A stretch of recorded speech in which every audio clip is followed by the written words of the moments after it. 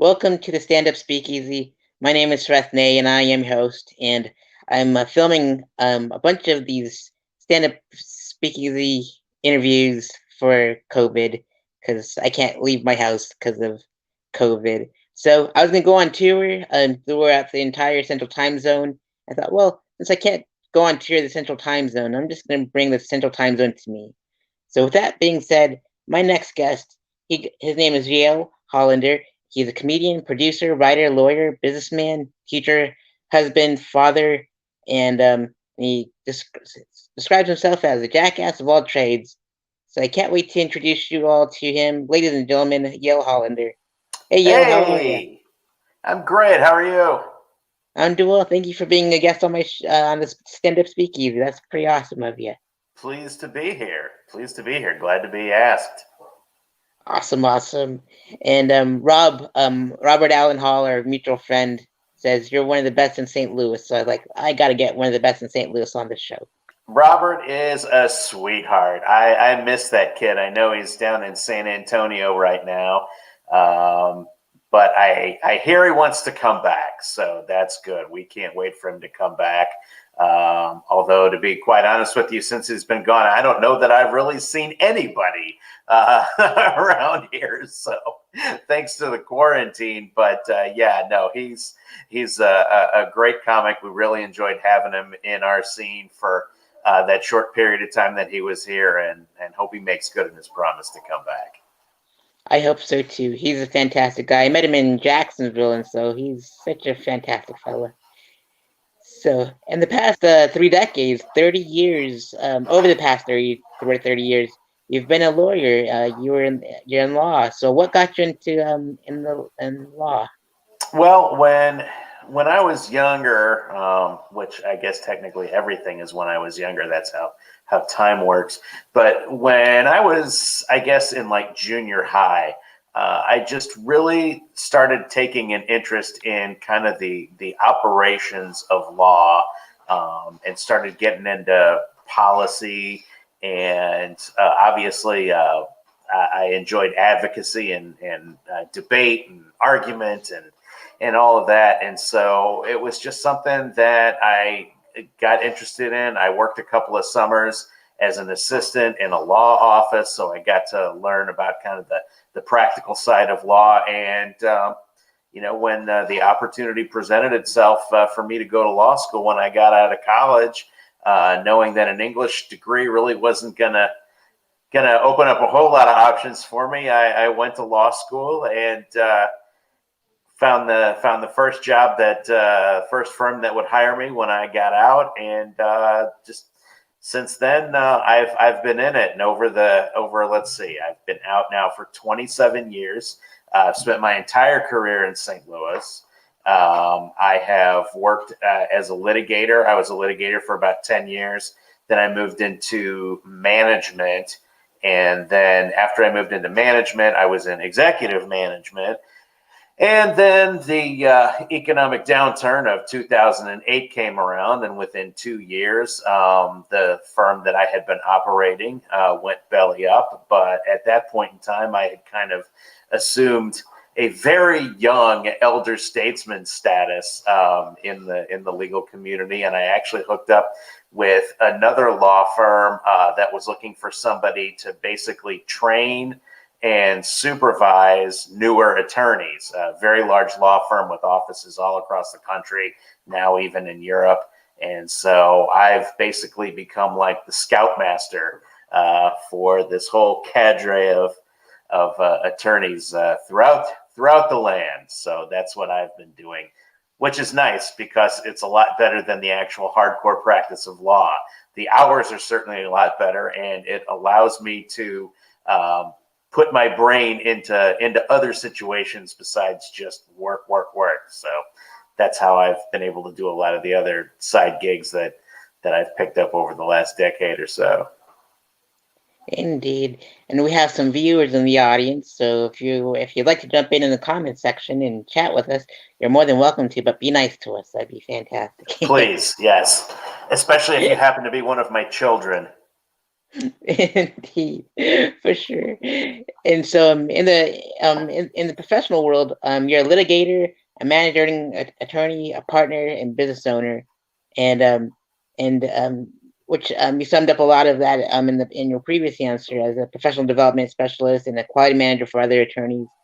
And that's a whole lot of stuff. As a business owner, what do you as an entrepreneur, what do you do?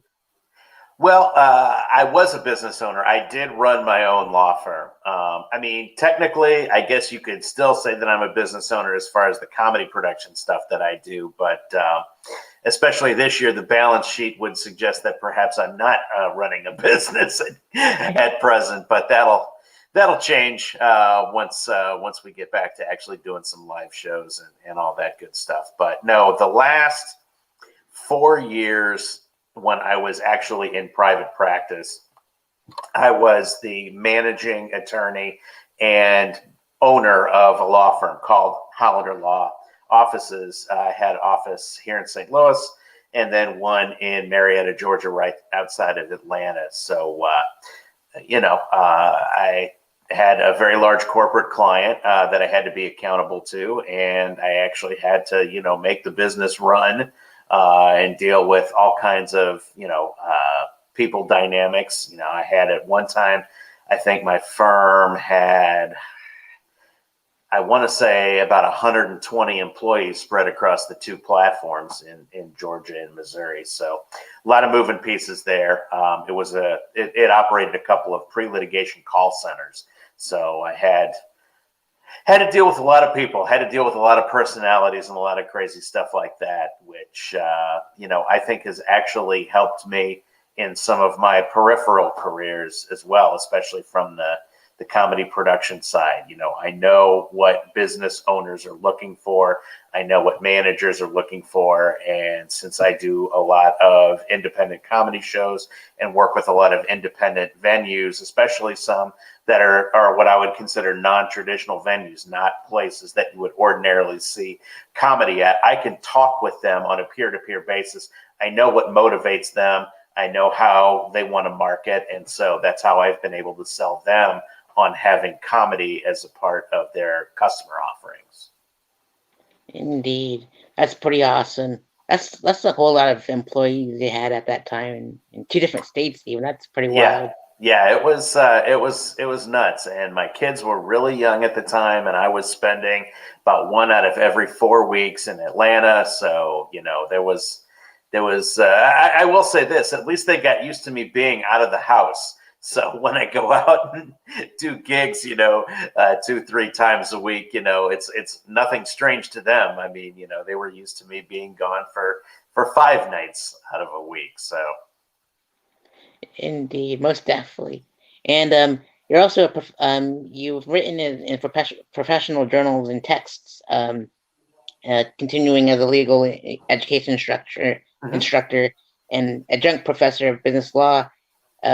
Your works have been in Esquire Classics, Sirius XM, St. Louis Globe Democrat, 5 O'Clock Magazine, and that's the online lifestyle journal presented by grooming company Harry's, just to let everyone know.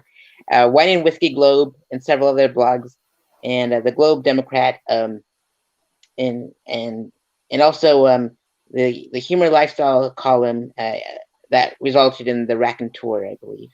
Yeah, How yeah. did The raconteur. I tell you, it's an interesting story how that came about. Many, many, many years ago, there were St. Louis was a two newspaper town. We had the Post Dispatch, which is still in existence today, and we had the Globe Democrat. Those were the two big papers. And the Globe eventually went out of business. It went out of business for the last time as a print entity in, I want to say, 1986. And for whatever reason, whoever last owned that newspaper did not protect the trademark, did not, it allowed the name and the trademark to go back into the public domain. So several people have tried since that time to start like an online newspaper and call it the St. Louis Globe Democrat. There was one what I would call really serious effort at it that lasted about a year, and I was involved with that one. And when I first joined as a writer there, I was a business columnist because the business news has just kind of always been one of my vices. It's just always something that, even when I'm not running a business, I still find it interesting to read about how others are conducting business and keeping up on all the trends and things like that. And it's my economic pornography, I guess you could say. I don't know. But so I was a business columnist. I was writing on certain business trends and things like that. And my editor kept saying, this is supposed to be a straightforward column, and it's great that you're adding personality to this stuff. But I got to tell you, some of the stuff that you're writing is really funny. And we can get business news and business stories off of the wire services. We want you to focus on more general interest stuff.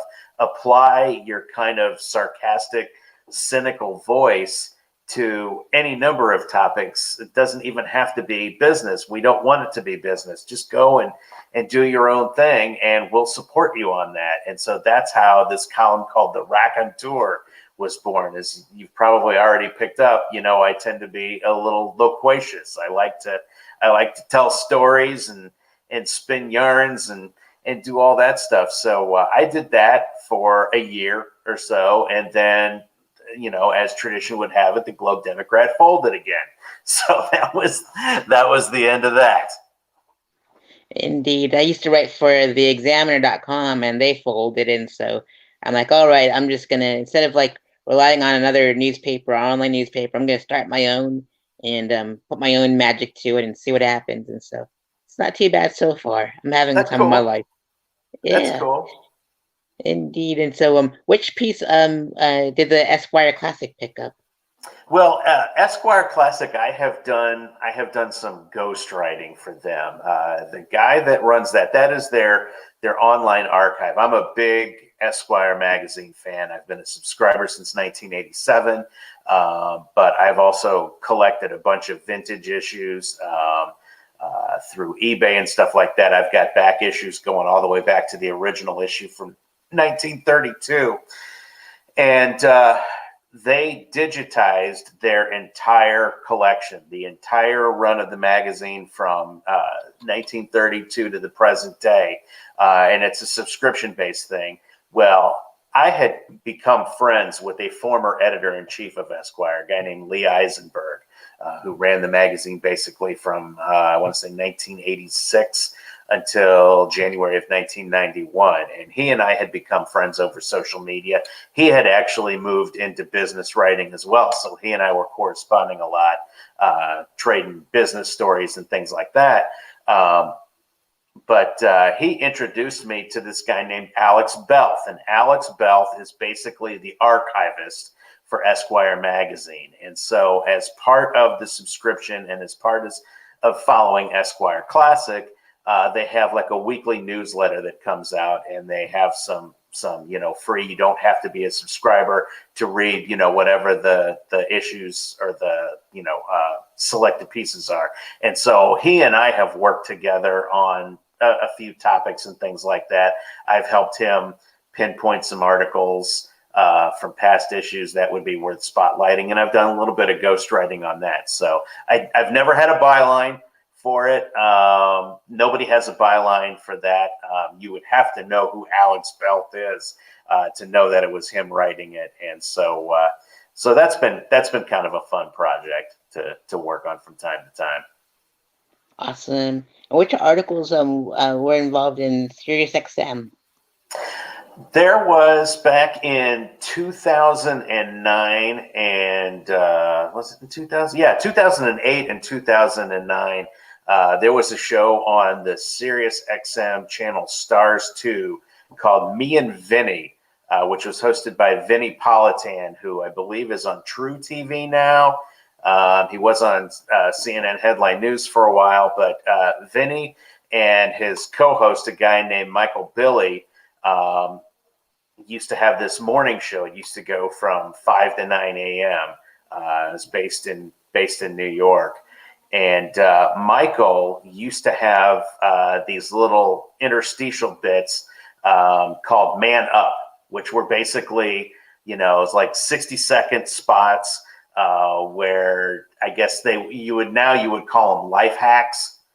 And so I wrote a bunch of those for Michael to do on the air. So again, another ghostwriting gig, but it was me behind the words. Indeed, most definitely. The show Ghost Rider is back on TV now. They did a remake for iTunes, so that's it was like a throwback of one of my favorite shows growing up. Yeah. That's interesting too. And so you also had some in St. Louis Globe Democrat. How many pieces and what did you cover for the St. Louis Democrat?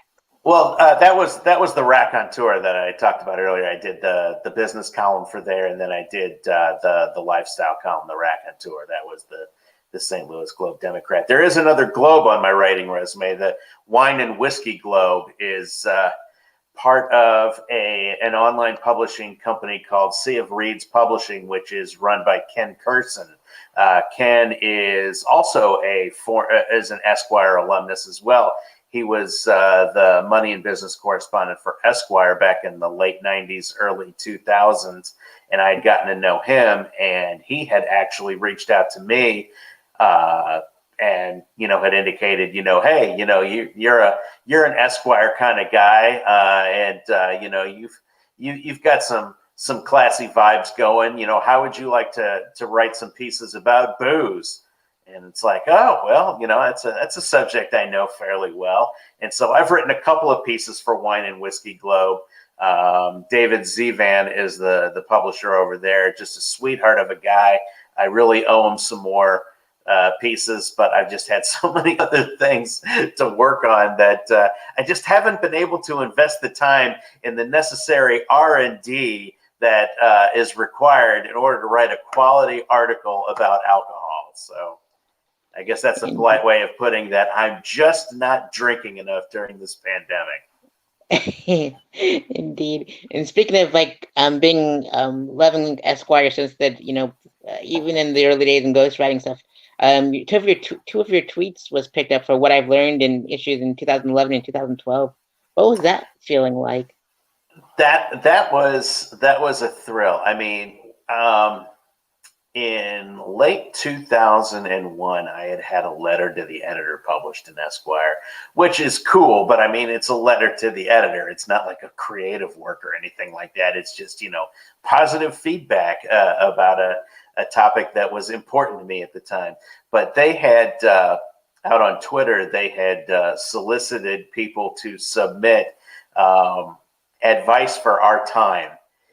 And at the time, 140 characters or less. And so for 2 years in a row, they selected my tweets to be a part of that issue. It was January 2011 and January 2012. Those issues, you will find my words. I don't even remember what the tweets were, but I know that I think I was the only guy to have consecutive tweets in there.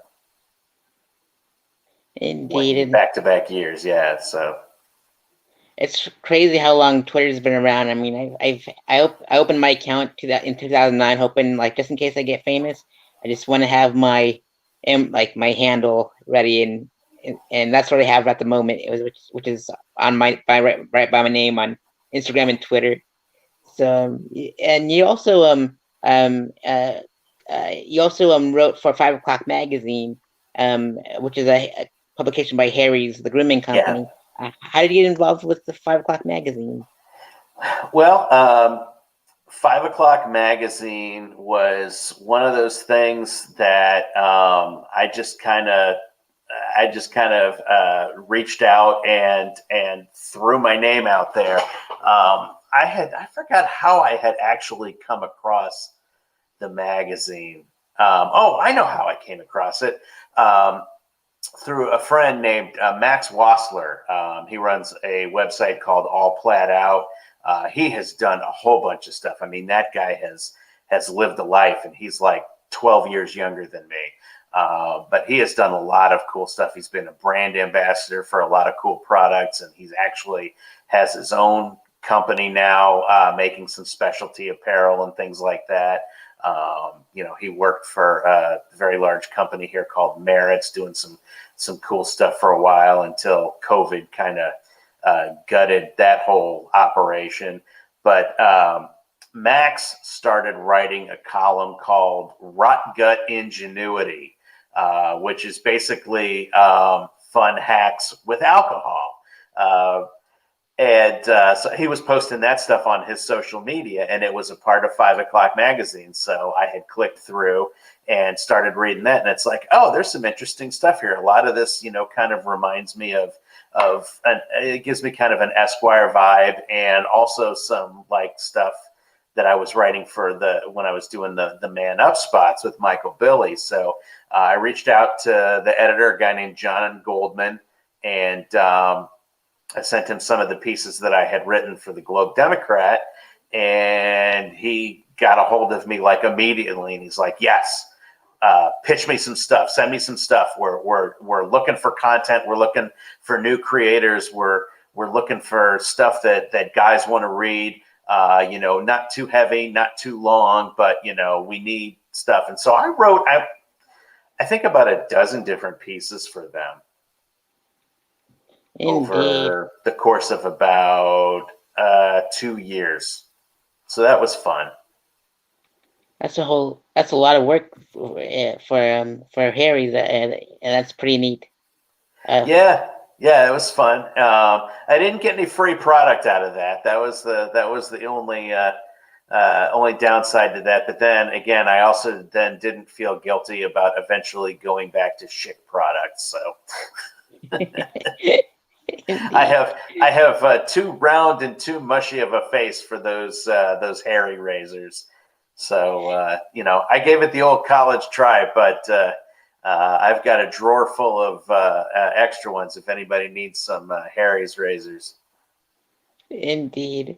And so you were encouraged by some individuals to try stand-up comedy. Do you remember those individuals and that moment? I do. When social media, particularly Twitter and Facebook, were in their infancy, this is going back to 2008 and 2009, it was still possible at that point in time to actually make direct, meaningful contact to certain individuals that I consider to be high up in my cultural pantheon. And one of those was a guy named Ted Allen, who you may know from the Food Network. He hosts Chopped. He also was one of the original Fab Five for Queer Eye for the Straight Guy. And Ted had always been kind of a cultural icon for me. Again, another Esquire connection. He wrote for Esquire for quite a while. He actually wrote for Chicago Magazine back when I was getting that. My wife and I used to spend a lot of time in Chicago. We used to go up there and hang out on weekends and stuff like that before children and real life expenses started kicking our asses. So I used to get Chicago Magazine, so I was reading Ted from even before Queer Eye came about. But Ted and I became friends through social media, and he would, always enjoy some of my goofier stuff that I would put up, especially on Twitter and Facebook. And he finally messaged me one day, and he said, "Have you ever tried stand-up comedy? I think you'd be really good at it." And I thought, oh, that's nice and everything like that. And I had tried stand-up comedy when I was 17 years old, and I did it all the wrong way. I just basically thought that I could go up, get on stage with the microphone and just riff, without any preparation whatsoever. And I did it for a talent show at something called Boy State, which isn't anything naughty. It's actually like a model UN, except it's on the state government level. But basically 700 17-year-old boys packed into an auditorium. And I go up on stage. I was supposed to do 6 minutes, got 2 minutes in, got booed off the stage. And that was the end of my stand-up career for 31 years.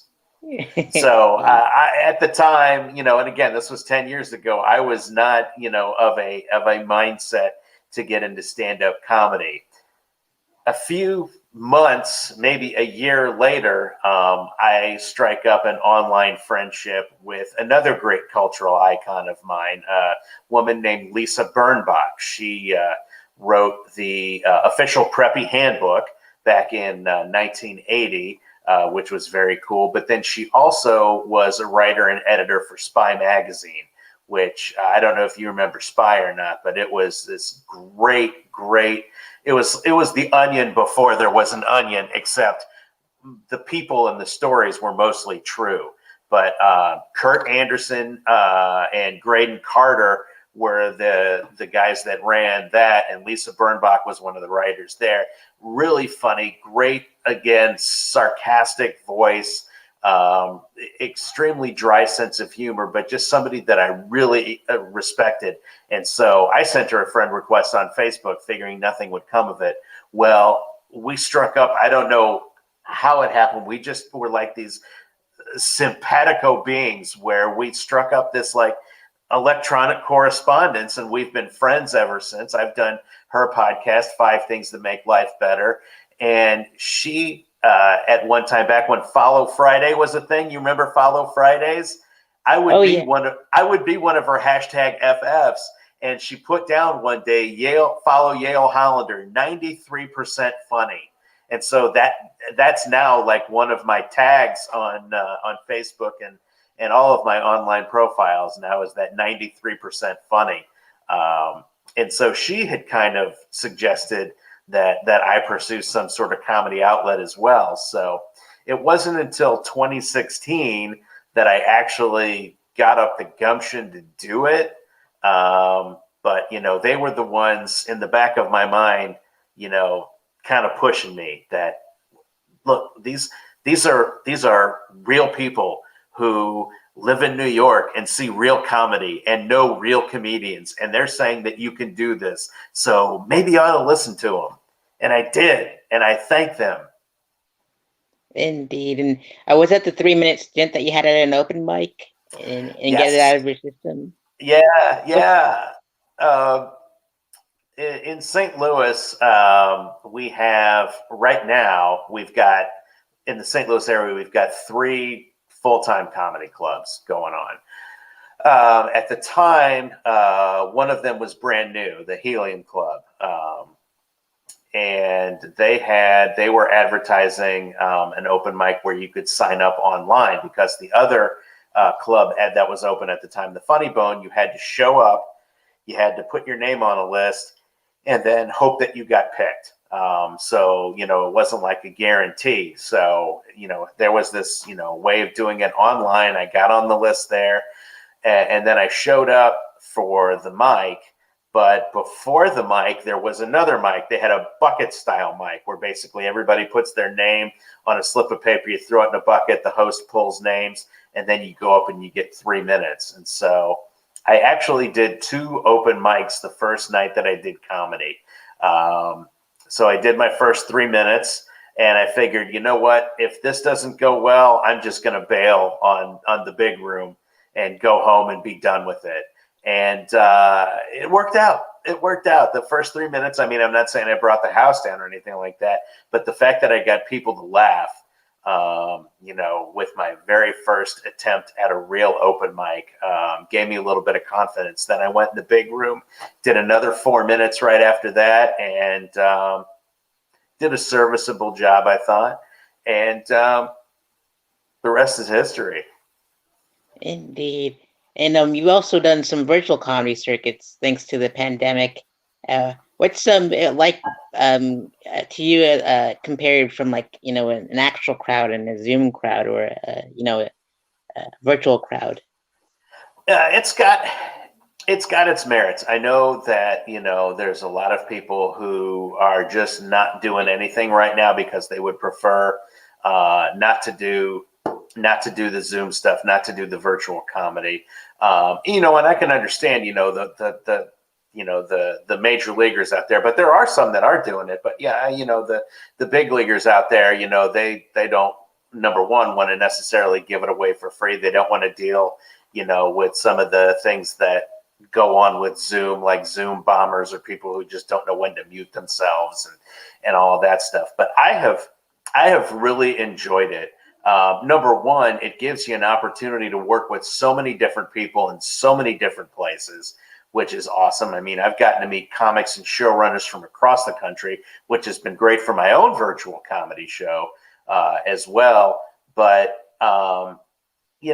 you're most of the time you are dealing with an audience of mostly comics, which, when it's your local crew, that can get a little tiresome and tedious and things like that. And it just basically becomes like a glorified workshop.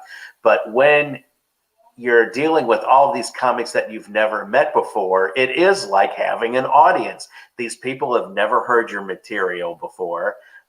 And they're almost always very generous with giving feedback, either in the comments or we'll end up networking with each other on social media and going back and forth and things like that. So it has really been cool. But, again, I'm speaking on someone who's about, 30 levels down from the people that have their own tour bus. But I love it. And there have been some touring comics who have been quite prolific on Zoom shows and things like that. Judah Friedlander comes to mind. I mean, Judah has been a machine, not a Bert Kreischer machine, but he has been a machine when it has come to doing Zoom comedy. I want to say that I have seen him do an hour like 5 times already during the pandemic. Because he's just doing so many shows and he's going on other people's shows and doing, 10 to 15 minutes and doing crowd work. And it's been awesome. So yeah, I've been heckled by Judah Friedlander. I carry that as a badge of honor. He's crowd worked me. He's heckled me. So that's pretty cool. Indeed.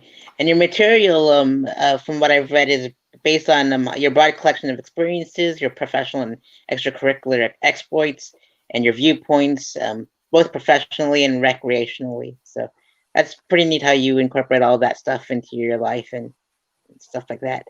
Yeah, I get a lot of inspiration. I mean, I'll be honest. I mean, I know a lot of people get up and I do tend to be a narrative comic. I've got some long form bits and things like that. Most of them, though, are just basically absurd exaggerations and twists on things that have happened. I don't really have a whole lot of real life stories that are just objectively hilarious. So I just have to kind of slap on a bunch of bullshit in order to make them funny. And I certainly would not take real life work situations or anything like that, particularly in a highly confidential area like the law and, the inner workings of law firms and things like that. I obviously would not do that, but I can use the workplace as a setting for completely fabricated, jokes and things like that. And the same with family stuff. I've got 2 teenage daughters. I've been married for almost a quarter of a century. So, there's lots of material to be mined out of those dynamics, although most of it is not true. But I'll take bits and pieces of things that have happened and then turn them completely upside down, inside out, and put, 10,000 other ridiculous moving pieces on it and get a story out of that. Indeed. And you're a comedy producer and a promoter, and you run shows all throughout St. Louis metro area. And you've done the online shows just like Mr. Friedlander, and you also including the Coffee Break Comedy Showcase, which you have. It's in collaboration with Flappers Comedy Club in Burbank, California. And I've done some time there. That's a really nice comedy club they have there. How did you link up with creating the Coffee Break Comedy Showcase? Okay, well, actually, it's 2 different things. I have worked in tandem with Flappers on a show that I called 61 Minutes because the original one was on a Sunday night. But Coffee Break is its own independent entity. And that actually, Coffee Break was actually started in 2017 by another comic here in St. Louis named Ken Warner. That was a live show that took place at a now unfortunately defunct establishment called Foam in the city of St. Louis. It was a bar that also served coffee. They had, a La Marzocco espresso machine, and they had a barista who was also a bartender. So, foam from the beer, foam from the frother and all that. Very clever name. So he called the show Coffee Break. And then he decided that he was going to move to New York. And he approached me towards the end of 2018 and said, look, I'm moving to New York in the spring. But, I know that you've been a big supporter of Coffee Break and you come to the shows and I've had you on. And I know that you're a coffee fanatic. So, I would love it if you would take the show over and keep it going after I leave. And I'm like, yes, absolutely. At the time, I had been running an open mic / mini showcase at another place in town called Brennan's, called the Comedy Penthouse. And I was looking to add another show. I was looking for a straight up showcase. So I was more than happy to take that over. So I took that over in when was that? That was in 2018. I'm sorry. I took that over in the spring of 2018. So it was the end of 2017 when Anyway, getting back to the actual story here. Coffee Break ran its course as a live show. We moved venues to another establishment that just went out of business yesterday, unfortunately, thanks to COVID-19, a place called the Monocle. So between Foam and the Monocle, Coffee Break ran under my watch from the middle of 2018 to the middle of 2019, and it just kind of ran its course. But then I started running some other shows, but those were under different names and different themes and things like that. But then when the pandemic struck and I decided that I was going to get into producing online shows, because I had held out for probably about the first 3 months. It wasn't until the summer that I decided, I really need to be doing this. I miss producing, and from doing all these other mics, I've now built up a nice field of comics that I could draw from to come and do kind of those mid sets, 7-8 minutes. I thought to myself, well, you know what? Let's just bring Coffee Break back. We've already got, it's an established brand. We'll just make it an online show. And so I've been doing those. It was weekly, and now I've moved it to bi-weekly. So the next one will be October the 28th. So we've been running them every other week. We are going to take the month of November off. I've got some other stuff that I would like to accomplish. Plus, we're probably going to have a civil war. So, let that die down, and then we'll be back in December, assuming we still have a country standing at that time. And we'll keep doing that at least through the end of this adventure of the pandemic. And then I may keep it going. I mean, I really like having access to and enjoying seeing comics from across the country. And if there's still going to be some sort of a market for these virtual shows, then I'm going to keep mine going. I mean, I'll go back to producing in-person shows again. I'm working with a theater here in town. It's a fantastic venue, 97 seats on 2 levels. Great acoustics, great stage, great people. And they've basically said, anytime you're ready to start, once we get the green light to go back to doing that, let us know and we'll get it going again. So I'm going to go back to that, but I want to keep Coffee Break going as kind of a fun way for comedians from all over the place to get together and sling some jokes and invite some invite the general public to come and watch us online.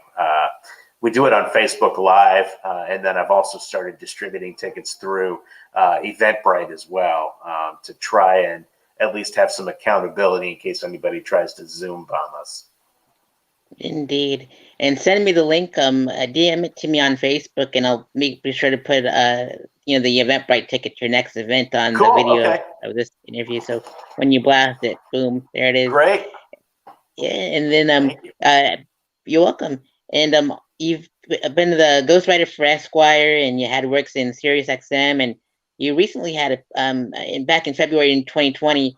You had a piece written about you, multiple pages written about you in the St. Louis Magazine. Yeah, What was that like? I've had a couple of cool things happen with that magazine.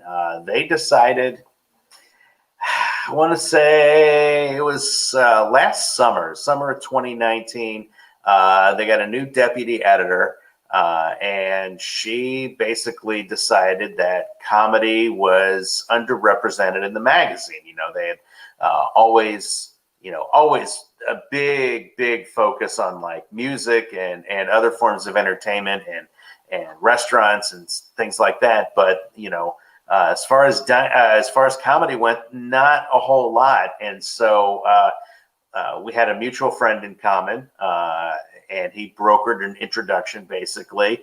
And we started talking, and they did one piece on me when I started a new show at a diner in kind of a fancy schmancy part of town. And then they did another quick piece on me when I started a show on an actual moving trolley in town. And then I was actually at the Flyover Comedy Festival. I was stage managing one of the venues at the Flyover Comedy Festival in November. And I get an email from the deputy editor, and she says, "We want to profile you. We want to do a profile of you, and for our February issue, we want to follow you around to some of your gigs. We want to interview your family. We want to talk to some other comedians. We think that you have an interesting story." And so, this multi-page thing comes out. I mean, they followed me. I was hosting at a new club out in the western part of the St. Louis area. I was opening for Kenny DeForest. And so they followed me out there for that. They followed me to a couple of other shows that I was producing. I had done a Black Friday showcase, and I had done some, they followed me to some open mics like at Helium and things like that. So yeah, they came to my house. They interviewed my wife. My children opted not to be interviewed for it, which I don't blame them.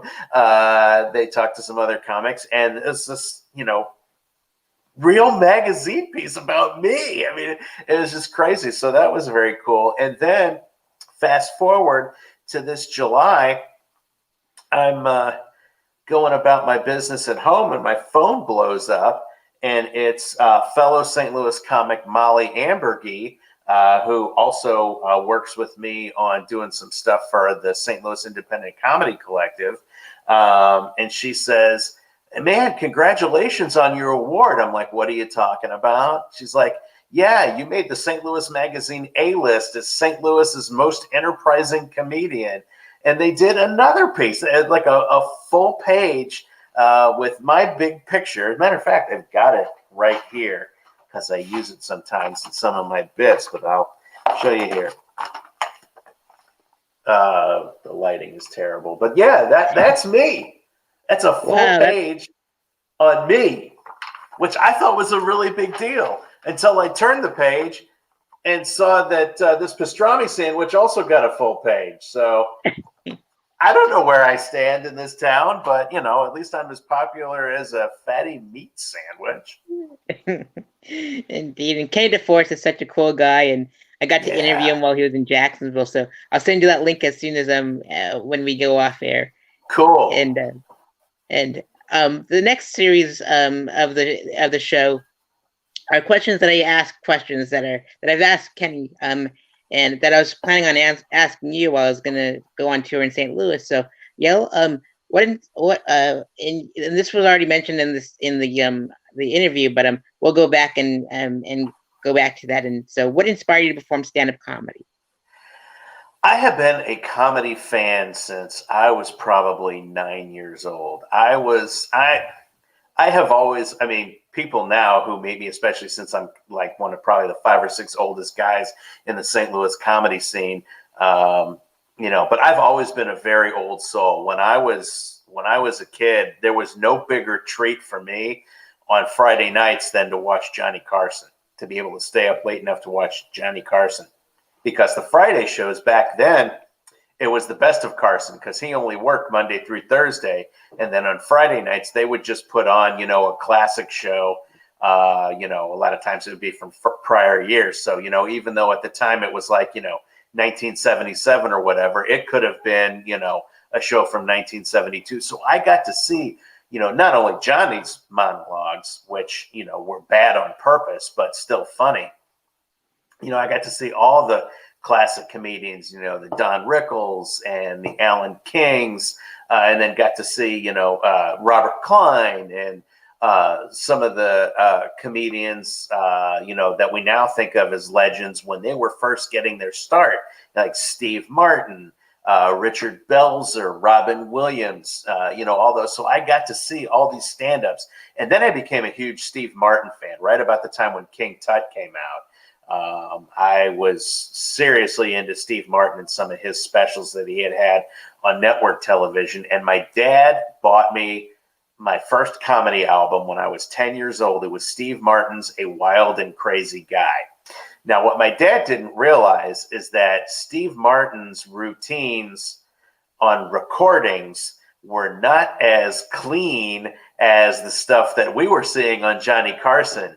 And so for years, I was terrified to play that record, and it was a record, without headphones, because I did not want my dad hearing what he had bought me and take it away from me.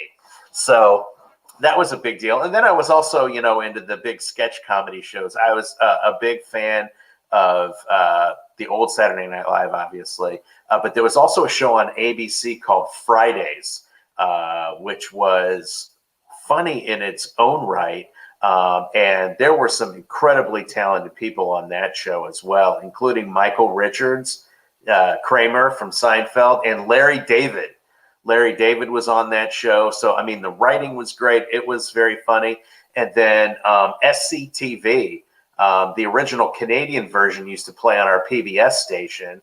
And then NBC co-opted it into a 90-minute show in the early 80s. And so, that was, Bob and Doug McKenzie. And of course, that's, Eugene Levy was on that show, and Joe Flaherty and John Candy and Rick Moranis, Andrea Martin, Catherine O'Hara. I mean, just hilarious people doing just hilarious stuff. So I grew up with comedy. So yeah, it was just always something. If I thought that I was going to have the chops to do it, I wanted to do it. And that's why I tried it in high school. And it was such a disaster because I didn't know what the hell I was doing.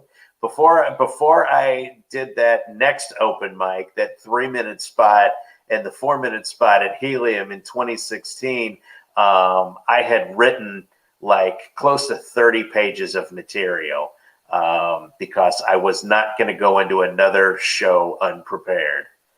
And of that, 30 pages of material, I got 7 minutes. Indeed. And which leads me to my next question, which you answered. What was like when you were 17 years old and when you did the 3-minute mic, and so what was it feeling like when you first performed stand up? Well, like I said, I mean, the first time was just a disaster. So I just I'd like to not even count it as doing stand up, because it was really just me grabbing a microphone and being a jackass for 2 minutes until I got run off the stage, essentially. But my first actual foray into what I would consider to be serious comedy, it was fun. I wasn't going to do it if I wasn't going to have fun. And, here's the thing that I think kind of differentiates my experience from most other people's experiences is that, I've been a litigator for 10 years. So I was already used to dealing with hostile audiences, i.e., judges, in very small towns in rural Missouri. So, I didn't have stage fright. I wasn't afraid to open my mouth and say what I wanted to say.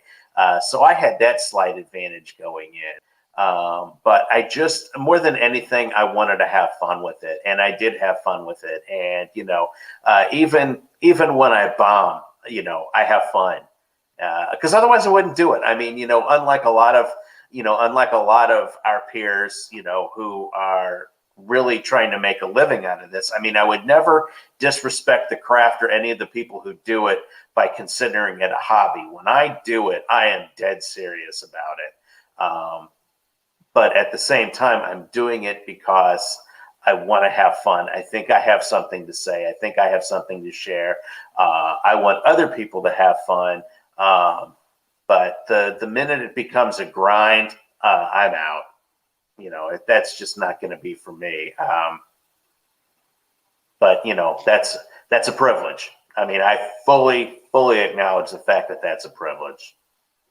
Indeed, most definitely. I'm in the same boat with you. I'm like super serious about it, and that's why I have like the press kit ready to go to bookers and whatever they want. And I'm like, I tell all my buddies in Daytona, I'm like, if you guys ever want me to put a press kit together for you guys, let me know. Like everybody else charges you hundreds and thousands of dollars, but me, since you guys are family, I'll do it for free. And That's they awesome. never take me up on it. So I'm like, oh No, well, I guess no, I'm surprised too. But in due time, when they're ready for it, I'll be here for them there for you sure. go. Yep. And when it becomes a grind, like you said, I'm like, I'm gonna step away, and Yeah, so I retired like 5, 6, 7 times already from stand up. So, but the stage always calls you sounds back for normal to some me. reason. Indeed, most definitely. And so you spoke of Steve Martin's comedy special growing up when you were a kid, and what are some of your other favorite comedy specials and record albums? Oh gosh, I love Stephen Wright when he first came. Well, I've always loved Stephen Wright, but I mean, his first album, "I Have a Pony," hilarious. Um, Dennis Leary, "No Cure for Cancer." That was a great album. Just that was probably my first real experience with not alt comedy, but just really that super dark, super cynical. Just I'm gonna just lay it out there, and there's no sacred cows. So that was a great album. All of Carlin's old stuff was just tremendous. I'll admit, I used to listen to Bill Cosby too, back before we knew what a monster he was. I knew all the words to his himself special. And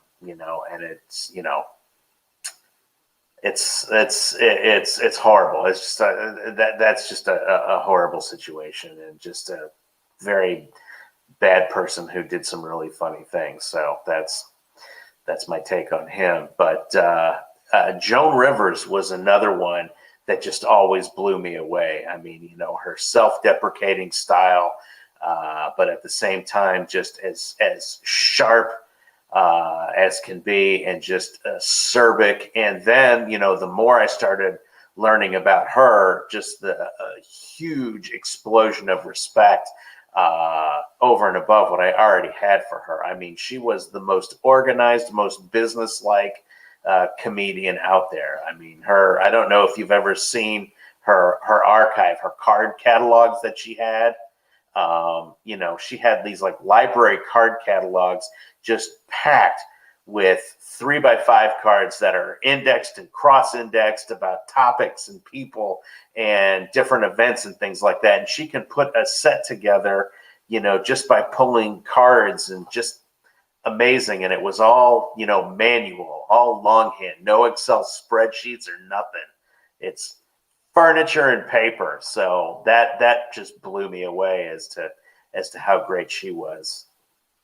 Indeed, and also you mentioned about earlier about Fridays and SCTV, and I want to know what your favorite your other favorite sitcom sketch shows and comedy films are. Oh, well, comedy films, The Jerk has to be up there. Again, going back to the Steve Martin that was just a hilarious movie that has not lost anything over the years. The Blues Brothers movie, I mean, that was really, that was spectacular music as well as, a very funny film in and of itself. The Monty Python films, I love. Mel Brooks movies, I mean, particularly Blazing Saddles, just a classic, a timeless classic. Just love that movie to death. As far as sitcoms go, I mean, I grew up in the heyday of sitcoms. I grew up in the 70s.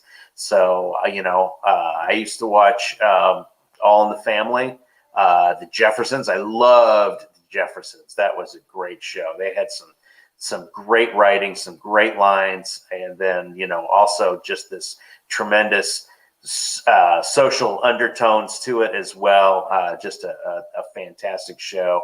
And then I watched some of the schlockier sitcoms as well, the Three's Companies and all that. Seinfeld, obviously, was a big one for me, too. And then let's see, I think that was it. Yeah, films and TV shows.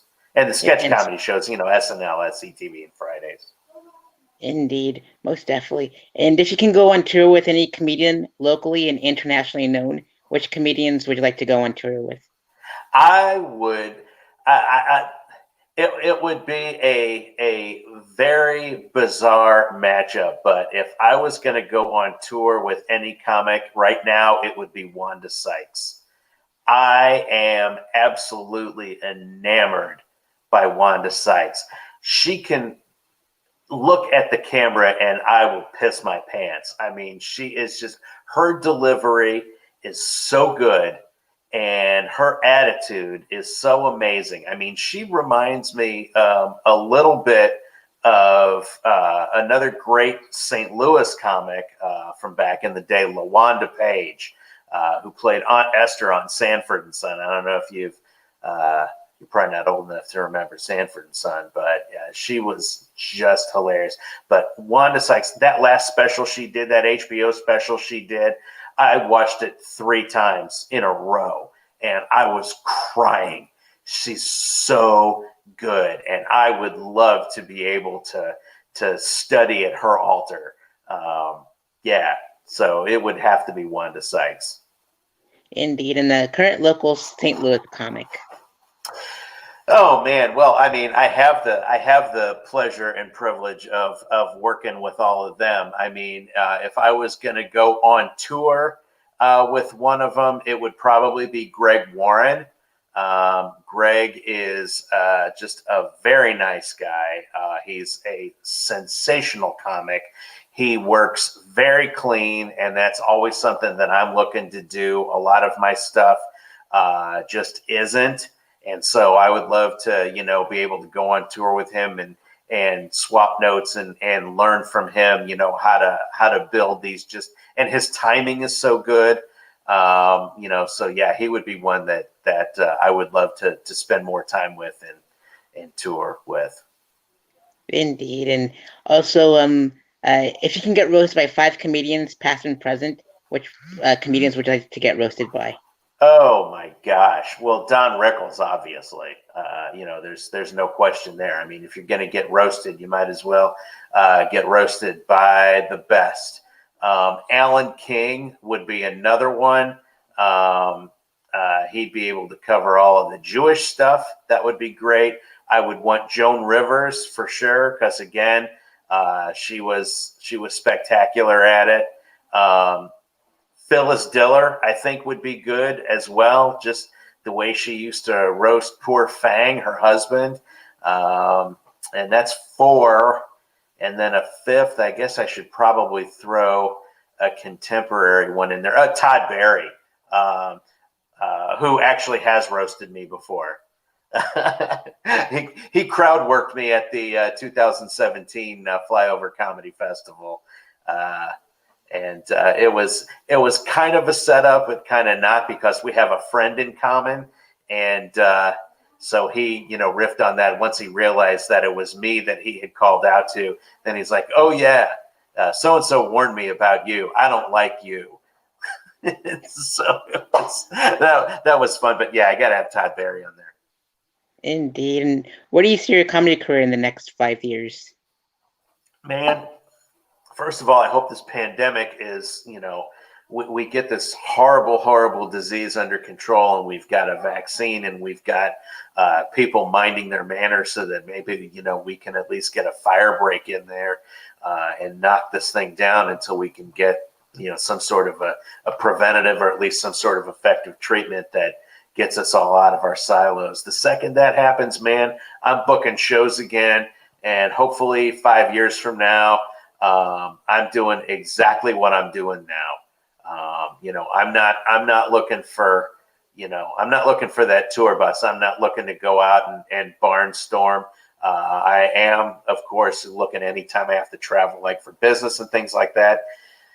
I always look for a mic. I always look for a club or whatever I can do there. So, I'd love to, at least be able to build some connections so that I could have some pop in and guest set privileges, at some other places and stuff like that. But I want to continue on the path that I'm on right now, which is running shows out of, independent venues, giving comics on the rise and comics that are looking for more time and more work and more audiences to try their stuff in front of, to give them the opportunities, and hopefully launch a bunch of successful careers, to be a part of, the next Nikki Glazer story, or, the next Greg Warren or Tommy Johnigan, some of the great comics that have come out of St. Louis and have really made a success for themselves. Indeed. No need for a tour bus.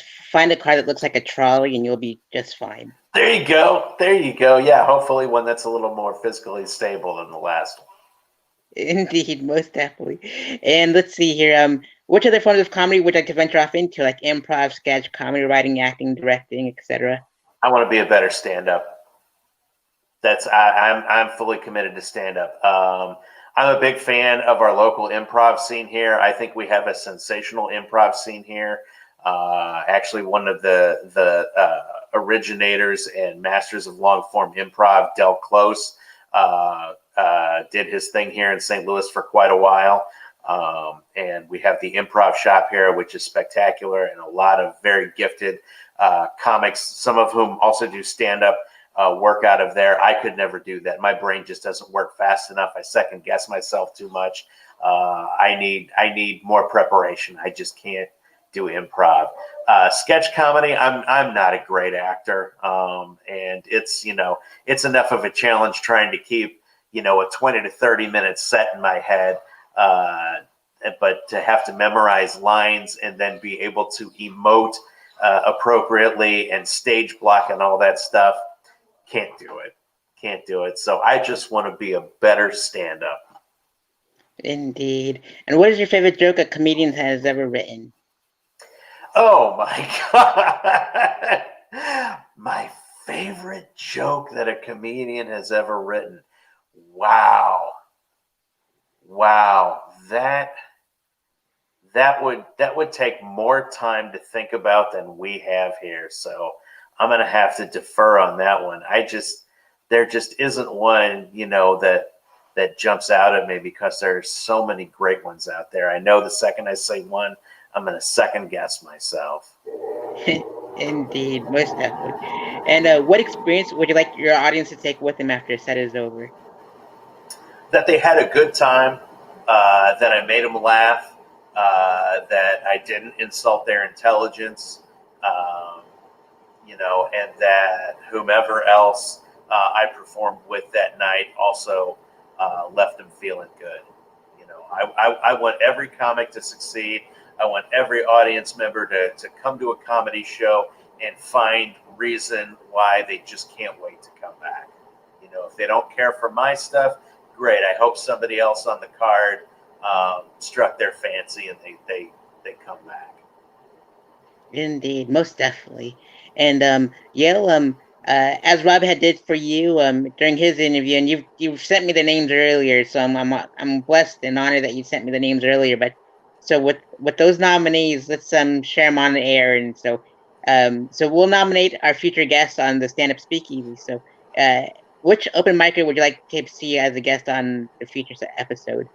Okay, now this person is a longtime veteran of the St. Louis comedy scene. So he not only does he do open mics, I mean, he actually runs an open mic himself. One of the most venerable open mics that we have on the St. Louis comedy scene. His name is Chad Wallace. In non-COVID times, he runs the Comedy Shipwreck open mic at a club called the Heavy Anchor, which is one of these great havens for local comedy. They're very supportive of not just the stand-up scene, but also the sketch and alt comedy scenes as well. It's a fantastic establishment.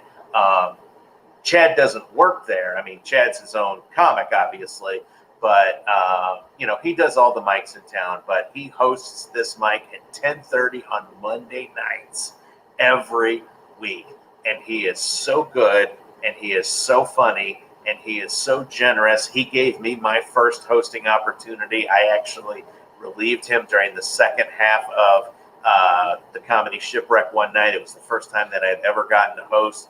So, I'm always grateful to him for that. But, he shows up for other people's independent shows. He doesn't get as much work in the clubs as he deserves. So technically, I guess we would consider him an open micer. But, I wasn't going to let this list not include Chad Wallace. Indeed. And speaking of hosts, which host would you like to nominate for a future show? I am nominating somebody who actually one of the clubs just promoted to a feature, but I mean, I would still consider her to be definitely a very well qualified club host. Is Meredith Hopping. Meredith came onto the scene in 2017 and was just about as much of an immediate success as you could get. I mean, she has a very unique perspective for so many different angles. She is the daughter and granddaughter of pastors. She was married to a pastor, but despite that whole church lady image, she is hilarious. She is definitely not safe for work. A lot of her material is quite bawdy, shall we say.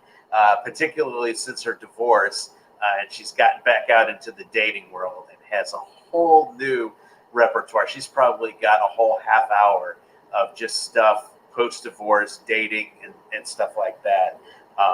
Just a really unique presence, and I think she's going places. I have worked with her quite a bit on my own shows. I've gotten her a couple of gigs with Flappers out of Burbank. So, I think she's eventually going to go places. She's great. Indeed. And how about nominate a future feature comic on? Feature is one of the very first people that I met in local comedy, and he's definitely headline caliber. He is featuring now at the local clubs and will headline like local shows and stuff like that. JC Sabala. JC is another one with a very unique approach. He's a single dad. He does a lot of stuff based upon his upbringing in a half Filipino household. He is, in my opinion, one of the most polished and unflappable comedians anywhere right now. I don't think I've ever seen him flub a line. I don't think I've ever seen him blow a punchline. I don't. He's smooth as Teflon. Nothing sticks to him. He's got this great direct delivery. He's got the visual cues and the facial stuff on the icon. He's got it all. Another great talent. He also is a very hardworking comic. He co-hosts a weekly open mic at a place called the Crow's Nest, who I'm promoting on my T-shirt on Wednesday nights at 10:30. Again, in non-COVID times. He's also run his own showcases and stuff like that. He was on Kill Tony. He actually got Tony Hinchcliffe to give him a guest spot when he did his weekend at Helium a couple years ago. So yeah, JC Sabala, definitely my recommended feature for you. Indeed. And headliner? Headliner, I've got two. One, one is in St. Louis currently. The other one is temporarily in St. Louis. He was from St. Louis. He moved to New York, but he came back for the pandemic. So the first one is Tina Deball. Tina is a great, great, great comic. Just loud and brash, and she's got a little Joan Rivers in her as well. Not so self-deprecating, but she's out there. She's got a little Wanda Sykes in her as well too. I mean, she's kind of bombastic and pulls no punches. Again, she's another one that is, rarely flappable. It's hard to get her off of her game, and she just as soon gut you with her eyes if you so much as heckle her. So she's terrific. She's gotten some headline gigs here locally. She can definitely carry an hour without question. So she's going to be one that hopefully the rest of the country is going to be hearing from quite soon. I know that she was just on one of the Helium compilation albums that just came out. So you're probably she'll be on like Sirius XM pretty soon. I think she'll have some bits on there. And then the other one is Reggie Edwards. Reggie is St. Louis born and raised. And then he moved out to New York a couple years ago to find his fortune, but now he's back here again. Reggie is a multi-tool player. Not only is his stand-up hilarious, and he can kick a heckler's ass on stage, because he's also a battle rapper. So you never want to try ruffling his feathers when he's on stage, because he will tie you into a pretzel before you can say boo. He is just so good. But he also has a YouTube show called Cooking with Kush, with a K, because his nickname is Reggie Kush. One of his nicknames. He also goes by Reggie 50 Grand Edwards. But Reggie does a cooking show that is absolutely hilarious. Not only is his delivery a riot, but he also puts these little visual Easter eggs into his videos. He'll go into the refrigerator for something, and in the refrigerator there'll be like a hammer, just something that completely doesn't belong there. But you've got to be looking for it. But yeah, he's a tremendous talent, and one of the many reasons I want this pandemic to end, so that he can go back to New York and continue kicking ass like he was before all this shit started. Indeed. And fellow showrunner? Fellow showrunner, I've got two. One is Chris Sear. Chris is one of my mentors, one of the people one of the comics that I got pretty close to pretty early on. Very generous with his time, very generous with his thoughts. He also runs a comedy collective that I'm kind of an adjunct member of, called Impolite Company, which I believe, as someone who runs several shows, my favorite show is still his. Impolite Company at a club called the Crack Fox in downtown St. Louis. It's the third Friday of every month, 10:30 10 o'clock on a Friday night. It is the comedy show where other comics go when they want to kind of chill out and have a good time. and watch our contemporaries get up on stage and just completely kick ass. It's a great room.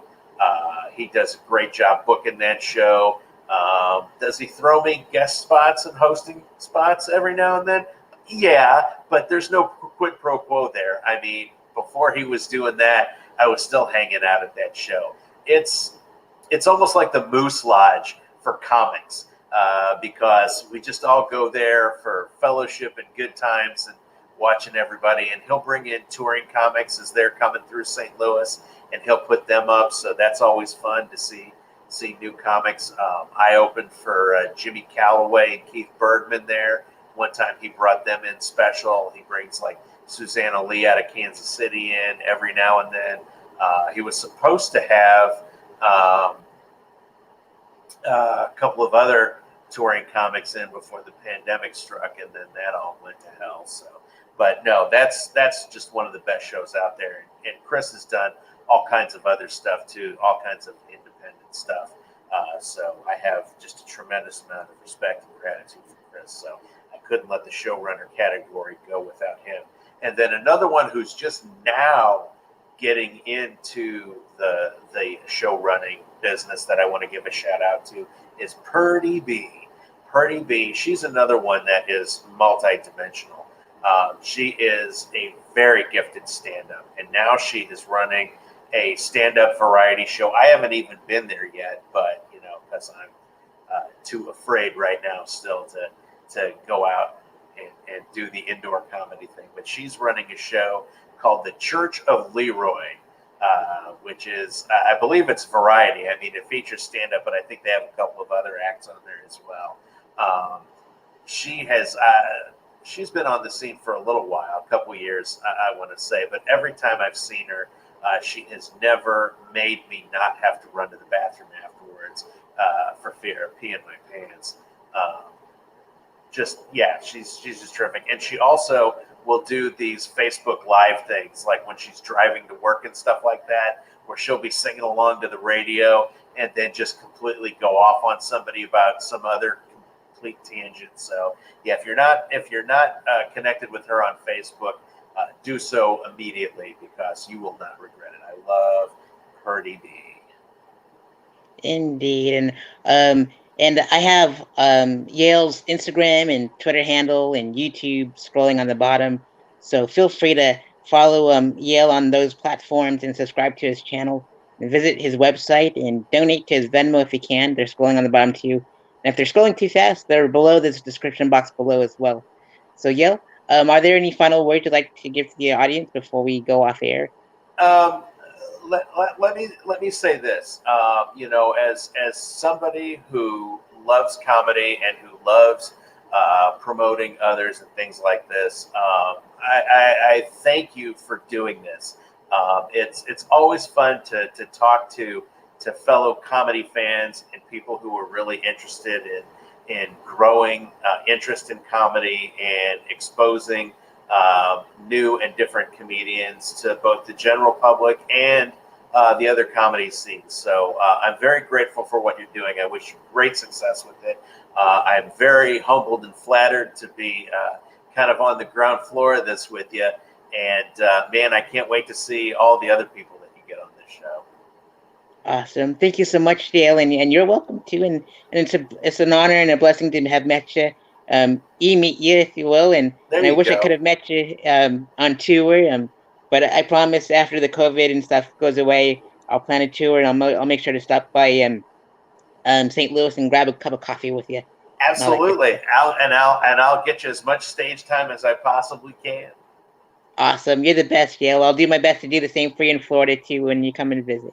Awesome. Sounds great. Awesome. Well, Yale, I'll send you the link, and after I piece everything together, and I'll send it your way, and I'll send you the Kenny DeForest interview too. Also, send over the Eventbrite link to your Zoom shows at the end of the month, and I hope to sell it out for you and all that good stuff. And hopefully, There's no Zoom hecklers there. But I wish you the most success with all of your future shows, either they're virtually or in person. Thank you so much. You're welcome, Yale. I'll see you soon. All right. Take care, man. Awesome. The next stand-up speakeasy.